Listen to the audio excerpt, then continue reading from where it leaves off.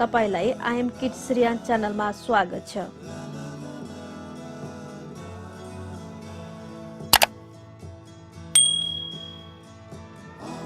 तपाई सम्पूर्णलाई आजको यो भिडियोमा हार्दिक स्वागत गर्दछु। सधैं जस्तो जानकारीमूलक, ज्ञानवर्धक र शिक्षामूलक भिडियो बनाउने क्रममा आज पनि एउटा त्यस्तै खालको भिडियो लिएर तपाईहरु सामु प्रस्तुत भएको छु।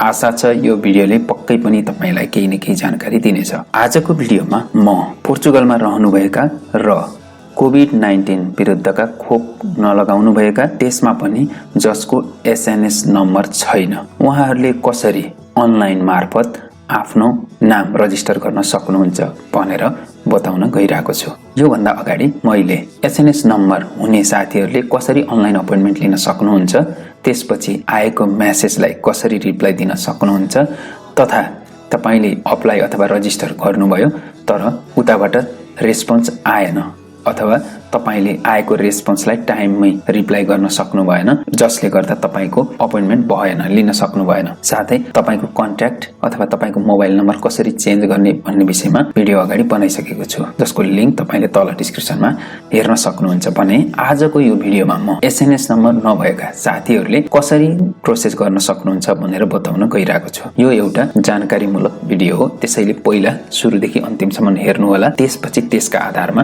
तपाईले यो प्रोसेस सुरु गर्नु होला, किनकि मैले यो पूरा गरेर त्यसपछि के हुन्छ भनेर यसमा देखाउँदै छैन, किनकि मैले त्यो प्रोसेस गरेको छैन। तर तपाईले यहाँ मैले अहिले भने अनुसारको प्रोसेस गरेर तपाईको आफ्नो प्रोसेस भने गर्न सक्नुहुन्छ। त्यसैले तपाईले यो भिडियो जानकारीमूलक रूपमा लिएर यही अनुसार तपाईले फलो गर्न सक्नुहुन्छ। अब यसको लागि सबैभन्दा पहिला तपाईले आफ्नो कम्प्युटर अथवा मोबाइलमा गएर कुनै एउटा वेब ब्राउजर खोल्नुस्। त्यसपछि यहाँ एड्रेस बारमा आएर तपाईले CO भन्दा बित्तिकै यो सबै लिंक आउन सक्छ। यदि आएन भने यो सबै टाइप गर्न पनि सक्नुहुन्छ तपाईले। यदि टाइप गर्न झन्झट लाग्छ भने तपाईले तल डिस्क्रिप्सनमा मैले यो लिंक राखिदिएको छु, डाइरेक्ट क्लिक गरेर त्यसपछि अब आउने पेजमा जान सक्नुहुन्छ। यदि तपाईले यसरी लेख्नु भएको छ भने चाहिँ यो लेखिसकेपछि इन्टर प्रेस गर्नुस्। तपाई लिंकमा क्लिक गरेर आउनुभयो भने पनि तपाई यही आइपुग्नुहुन्छ। अब यो गुगल क्रोम हो, त्यसैले यसले अटोमेटिक ट्रान्सलेट गरेर दिन्छ, त्यसैले यसको आवश्यकता छैन अहिले हामीलाई। हामीले यसलाई क्लोज गर्न सक्छौं। यहाँ मैले अहिले भिडियो बनाइराख्दा यो तपाई 25 वर्ष अथवा त्यो भन्दा बढी हुनुहुन्छ र तपाईले अहिलेसम्म भ्याक्सिन लगाउनु भएको छैन, भनेको यो पहिलो डोजको भ्याक्सिन लगाउनु भएको छैन भने, यदि तपाईसँग SNS नम्बर छ भने तपाईले यो 4 वटा स्टेपबाट, भनेको पहिला लोकेसन र डेट चुज गर्ने, त्यसपछि 24/24 बाट रिप्लाई आउँछ त्यसलाई रेस्पोन्स गर्ने, त्यसपछि कन्फर्म गरेको ठाउँमा गएर इन्जेक्सन लगाउने अथवा भ्याक्सिन लगाउने भन्ने छ। भने अब तपाईसँग SNS नम्बर छैन, त्यही कारणले गर्दाखेरि यो प्रोसेसबाट नभएर अर्को प्रोसेस हुन्छ। यहाँ तपाईले पहिला तपाई 25 वर्ष अथवा त्यो भन्दा बढी हुनुहुन्छ कि हुनुहुन्न भनेर अब यसले बताउँछ। तपाईको जन्म मिति यहाँ राखिसकेपछि यदि माथि भने अनुसार हुनुहुन्न भने तपाई यहाँबाट छिर्न पाउनुहुन्न। त्यसैले तपाई 25 वर्ष अथवा 25 वर्ष भन्दा माथिको भएको हुनुपर्छ। अब यहाँबाट तपाईको जन्म दिन कुन हो त्यो चुज गर्नुस् यहाँबाट, त्यसपछि यहाँबाट कुन महिनामा जन्मिनु भएको त्यो चुज गर्नुस्, त्यसपछि तपाईको कुन वर्ष जन्मिनु भएको त्यो चुज गर्नुस्, त्यसपछि भ्यालिडेटमा क्लिक गर्नुस्।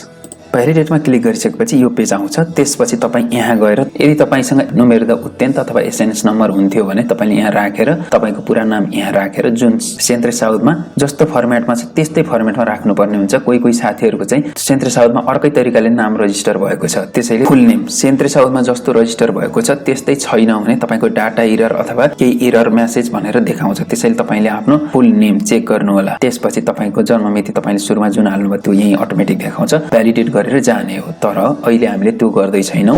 हामीले अहिले if you do not have a user number please access here भनेर यहाँ अप्सन दिएको छ, यताबाट जानुपर्ने हुन्छ। जसको SNS नम्बर छैन उहाँहरूले, त्यसैले यहाँ क्लिक गर्नुस्। यो भन्दा अगाडि यहाँ एउटा कुकीज भनेको यो कोभिड-19 सँग रिलेटेड होइन, यसलाई आई एग्री गर्न सक्नुहुन्छ।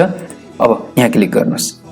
यहाँ क्लिक गरिसकेपछि यसमा कार्ताउँदा सिधा तपाईसँग छ भने त्यसमा यहाँ SNS नम्बर यसरी नुमेरद उत्यन्त भनेर दिएको छ। यहाँ यो नम्बर हुन्छ, यही नै SNS नम्बर भने पनि उत्यन्त नम्बर भने पनि यही हो।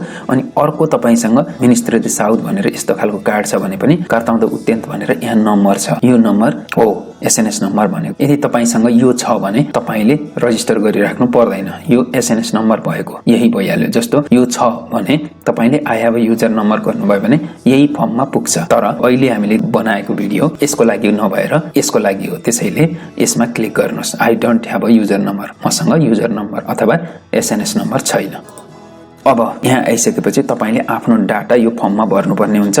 यहाँ तपाईको आफ्नो पूरा नाम लेख्नुस्। त्यसपछि यहाँ डेट अफ बर्थ यहाँ क्लिक गरेर तपाईले यसरी अब कहिले हो चुज गर्न सक्नुहुन्छ। त्यसपछि मेल हुनुहुन्छ कि फिमेल चुज गर्नुस्। त्यसपछि यहाँ गएर मोबाइल फोन अथवा ल्यान्डलाइन मध्ये एउटा नम्बर तपाईले राख्नै पर्ने हुन्छ, जुन कुरा यहाँ लेखेको छ। यदि एउटा स्टार छ, तपाईले स्टार कतै देख्नु भएको छ भने यो भनेको कम्पल्सरी फिल्ड हो, यो चाहिँ तपाईले छुटाउन सक्नुहुन्न अथवा छुटाउन पाउनुहुन्न। भनेको तपाईले फुल नेम लेख्नै पर्छ, तपाईले डेट अफ बर्थ लेख्नै पर्छ। तर यहाँ डबल भएकोमा चाहिँ यहाँ तलपट्टि लेखेको छ एटलिस्ट 1 इज रिक्वायर्ड, भनेको कम्तीमा यो अथवा यो तपाईले राख्नै पर्ने हुन्छ। म सधैँ रिकमेन्ड मोबाइल फोन गर्छु, किनकि यसमा एसएमएस पनि आउँछ, जसले गर्दा तपाई हामीले फोन कल मिस गर्यौं भने पनि यसबाट कुनै इन्फर्मेसन पाउन सकिन्छ। भने ल्यान्डलाइनमा त्यो पोसिबल हुँदैन।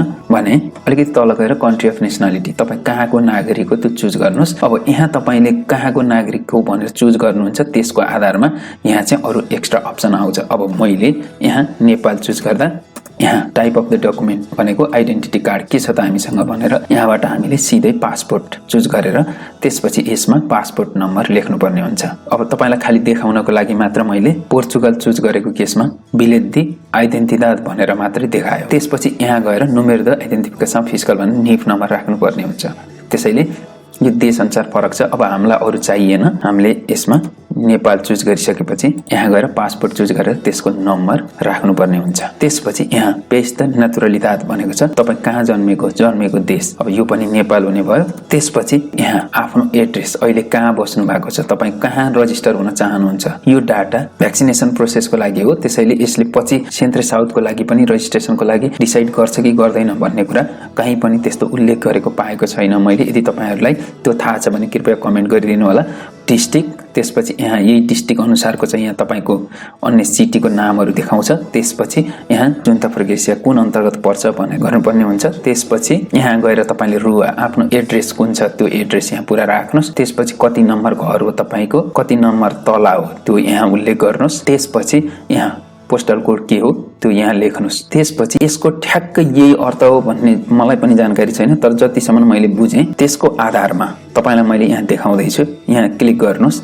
त्यसपछि यहाँ तपाईले हेर्नुभयो भने यहाँ देखाएका नामहरु इमिग्रान्टसँग रिलेटेड संघ संस्थाहरु प्राय छन्, अथवा यिनीहरु इमिग्रान्टसँग रिलेटेड कामहरु पनि गर्ने संस्थाहरु छन्, जुन पोर्चुगलको स्वास्थ्य क्षेत्रसँग पनि सम्बन्धित छन्। अब यसबाट हामीले यहाँ जुन डाटाहरु हालिन्छ ती डाटाहरु यहाँ तपाईले चुज गर्नुभएको संस्था अथवा जे छ यहाँ त्यसमा पनि पुग्दछ र यहाँको एनएचएस अथवा स्वास्थ्य सिस्टमले यही संस्था मार्फत तपाईलाई कोभिड-19 को भ्याक्सिन लगाउनको लागि सहजीकरण गर्नेछ। अब तपाईले यहाँ हेर्नुभयो भने नियाल इन्टरकल्चरल एसोसिएसन लिस्बोन भन्ने छ। तपाईलाई यो विषयमा डिटेल जान्नु पर्यो भने यसलाई सिलेक्ट गरेर अथवा तपाईले यो फर्म भर्नुभन्दा अगाडि उहाँहरुलाई कल गरेर बुझ्न सक्नुहुन्छ। भने यो कम्पल्सरी भनेर राखेको छैन, त्यसैले अहिले यो भिडियो बनाउँदासम्मको लागि यो अप्सनल कुरा हो। तपाईले राख्न चाहनु हुँदैन भने यसलाई त्यतिकै छोडिदिएर जान पनि सक्नुहुन्छ। यदि दिएन भने तपाईले नियाल अथवा तपाईको आसपासमा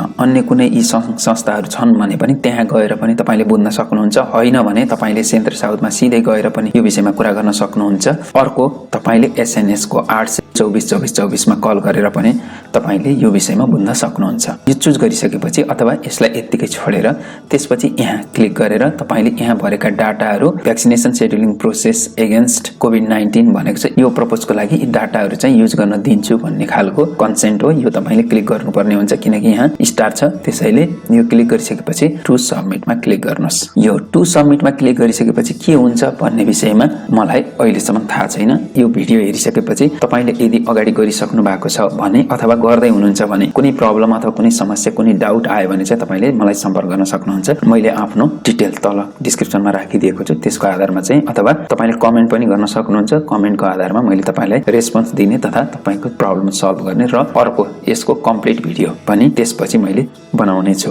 अहिलेको लागि यहाँ सबमिट गर्नुस्। त्यसपछि के भनेर मेसेज आउँछ त्यसको आधारमा तपाईले त्यो प्रोसेसलाई फलो गर्न सक्नुहुन्छ। आशा छ तपाईलाई यो भिडियोले पक्कै पनि केही न केही जानकारी दियो होला। यी र यस्तै भिडियोहरू हेर्नको लागि अहिलेसम्म पनि तपाईले च्यानल सब्स्क्राइब गर्नुभएको छैन भने कृपया मलाई हौसला स्वरूप साथै तपाईले मैले पोस्ट गरेका इन्फर्मेसनहरू तपाईको वालमा डाइरेक्ट आउने भएको हुनाले च्यानललाई सब्स्क्राइब गर्नुहोला र छेउमा रहेको बेल आइकन क्लिक गरी त्यसपछि अल अप्सन चुज गर्नुहोला भन्दै आजको यो भिडियोबाट बिदा हुन्छु। हस्त नमस्कार।